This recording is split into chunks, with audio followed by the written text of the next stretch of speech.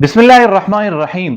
دوستوں میں مطالعہ کر رہا تھا تو یہ حدیث پاک آج دوبارہ میرے سامنے آئی۔ اسے میں نے بارہا پڑھا ہے اور اس کی تشریحات بھی میں نے دیکھی، لیکن آج جب یہ حدیث پاک میرے سامنے آئی تو میں نے سوچا کہ اپنے نوجوان دوستوں سے، نوجوان احباب سے یہ بات شیئر کروں کہ جناب نبی اکرم صلی اللہ علیہ وسلم ارشاد فرماتے ہیں کہ لا تزول قدم عبد یوم القیامت حتی یسأل عن عمره فیما افنا، یعنی بروز قیامت چند سوالات انسان سے، بندے سے کیے جائیں گے اور اس وقت تک اس کے قدم اپنی جگہ سے نہیں ہلیں گے، وہ وہاں سے ہٹ نہیں سکتا، وہاں سے دوسری جگہ جا نہیں سکتا، اپنے پاؤں ہلا نہیں سکتا۔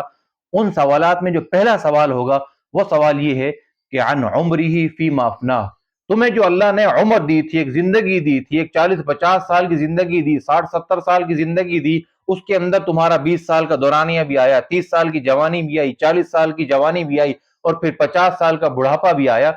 تم نے اس عمر کے اندر کہاں اس عمر کو گزارا ہے، کہاں گزارا ہے اس زندگی کو، اس عمر کو جو اللہ رب العالمین نے تمہیں عطا کی تھی۔ پہلا سوال یہ ہوگا، اور دوسرا سوال یہ ہوگا کہ وَعَنْ عِلْمِهِ فِيمَا فَعَلَ فِيهِ، اور اللہ نے جو تمہیں علم کی دولت سے منور کیا، تمہارے سینے کو علم کے چراغ سے روشن کیا، تمہاری عقل کو علم کے چراغ سے منور اور روشن کیا، تمہیں اللہ رب العالمین نے علم اپنا دیا، اپنے خزانوں سے علم عطا کیا، تم نے اس علم سے کتنا فائدہ اٹھایا؟ آیا تم نے اس علم پر خود عمل کیا؟ تم نے اس علم کو دوسروں تک پہنچایا؟ تم دوسروں تک پہنچانے کا ذریعہ بنے؟ تو وعن علمہ فیما فعل فیہ، اور علم کے بارے میں پوچھا جائے گا کہ جو تمہیں علم دیا گیا تھا اس کے ساتھ تم نے کیا کیا؟ اور ایک اور سوال یہ کیا جائے گا کہ وعن مالہ من این اکتسبہ، اور جو تمہارے پاس مال تھا پہلے تو یہ بتاؤ کہ من این اکتسبہ، تم اس کو کہاں سے تم نے کمایا، کیسے تھا، تم نے اس کو کمایا کیسا تھا؟ حدیث پاک، ایک اور حدیث پاک کے اندر آتا ہے کہ قرب قیامت کی 3 علامات بیان کی۔ ان علامات میں سے ایک علامت یہ ہے کہ بندہ یہ نہیں دیکھے گا کہ مال حلال ہے یا حرام ہے، بس اسے جمع کرنے میں لگا ہوا ہوگا۔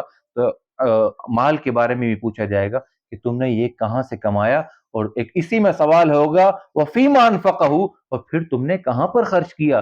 اللہ نے تمہیں مال دیا ہے، تمہیں مال و دولت دی ہے، یہ پہلے تو یہ بتاؤ کہ یہ مال و دولت تم نے حلال طریقے سے کمائی ہے، حرام طریقے سے کمائی ہے، شرعی احکامات کو تم نے اپنی تجارت میں لاگو کیا ہے، اور پھر یہ بتاؤ وَفِيمَ أَنفَقَهُ، تمہیں اللہ نے یہ مال دیا، مال و زر دیا، تمہارے بڑی جائیدادیں دی، بڑا بینک بیلنس تھا تمہارے پاس، تم نے خرچ کہاں پر کیا؟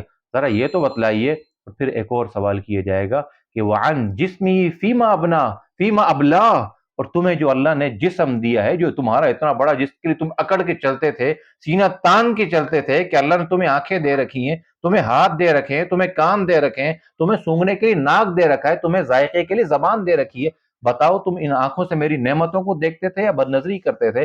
اس زبان سے میری تلاوت کرتے تھے یا غیبت کرتے تھے؟ اس کانوں سے میرا ذکر سنتے تھے یا پھر تم غیبت سنتے تھے؟ ان پاؤں سے تم مسجد کی طرف جاتے تھے یا برائی کی جگہ پر جاتے تھے؟ ان ہاتھوں سے تم میری کتاب کو تھامتے تھے یا برے افعال کرتے تھے؟ یہ جب تک سوالات کے جوابات نہیں دیے جائیں گے، بندہ بروز قیامت اپنی جگہ سے نہیں ہل پائے گا۔ آج اللہ نے ہمیں جوانی دی ہے، اس جوانی کے اندر ہمیں صحت اور عافیت والی زندگی دی ہے، اور صحت اور عافیت والی زندگی کے بارے میں خود جناب نبی اکرم صلی اللہ علیہ وسلم ارشاد فرماتے ہیں کہ 5 چیزوں کو 5 سے پہلے غنیمت سمجھو۔ ان 5 چیزوں میں ایک چیز یہ بتائی گئی کہ حیاتی کا صحتی کا قبل مرضک، اپنی صحت کو، عافیت کو اپنی مرض سے پہلے غنیمت جانو کہ تمہیں اللہ نے آج صحت دے رکھی ہے، تم ٹھیک سے سجدہ کر سکتے ہو، ٹھیک سے رکوع کر سکتے ہو، ٹھیک سے قیام کر سکتے ہو، کھڑے ہو سکتے ہو، اللہ کے سامنے طویل قیام کر سکتے ہو۔ مجھے یہ بتاؤ کہ یہ جب بڑھاپا آ جائے گا تو پھر کیا ہم اس انداز سے سجدہ کر پائیں گے؟ اس انداز سے اللہ کے سامنے سر زمین پر رکھ پائیں گے؟ اپنی جبین کو زمین پر رکھ پائیں گے؟ اس انداز سے ہم سیدھی طرح سے کھڑے ہو پائیں گے؟ نہیں ہو پائیں گے۔ اور اسی طرح سے اسی حدیث پاک کے اندر، یعنی جس میں 5 چیزوں کو 5 سے پہلے غنیمت جاننے کے بارے میں یہ آیا ہے، اس کے اندر یہ بھی آیا ہے کہ اپنی جوانی کو بڑھاپے سے پہلے غنیمت جانو۔ اللہ نے جو جوانی دے رکھی ہے، اس جوانی میں انسان نہ جانے کن کن معاملات کے اندر اور کن کن چیزوں میں پڑا رہتا ہے، اور شاید وہ یہ سمجھتا ہے کہ یہ جو جوانی مجھے ملی ہے اسے زوال نہیں ہے، یہ ختم نہیں ہونی۔ اور ہماری سب سے بڑی بیوقوفی یہ ہے کہ ہم روزانہ کی بنیاد پر آس پاس کتنی مثالیں ہمارے آس پاس ہیں، کتنی مثالیں ہمارے آس پاس ہوتی ہیں کہ یہ نوجوان ان کی جوانی کے اندر ان کے سامنے کوئی کھڑا نہیں ہو سکتا، وہ ان کی آنکھوں میں آنکھیں ڈال کر دیکھ نہیں سکتا، لیکن ایک وقت ایسا آتا ہے کہ وہ گھر میں چارپائی پر بیڈ پر اس طرح سے پڑا ہوتا ہے کہ اسے اٹھانے والا کوئی نہیں ہوتا اور اس کو پوچھنے والا کوئی نہیں ہوتا. وہ ہر معاملے میں ہر چیز میں حتیٰ کہ قضائے حاجت کے اندر بھی وہ کسی نہ کسی کا محتاج ہوتا ہے. تو اس وقت کے آنے سے پہلے اپنی اس جوانی کی قدر کیجئے، اپنے پاس موجود ان نعمتوں کی قدر کیجئے اور اپنی اس جوانی کی قدر کیجئے.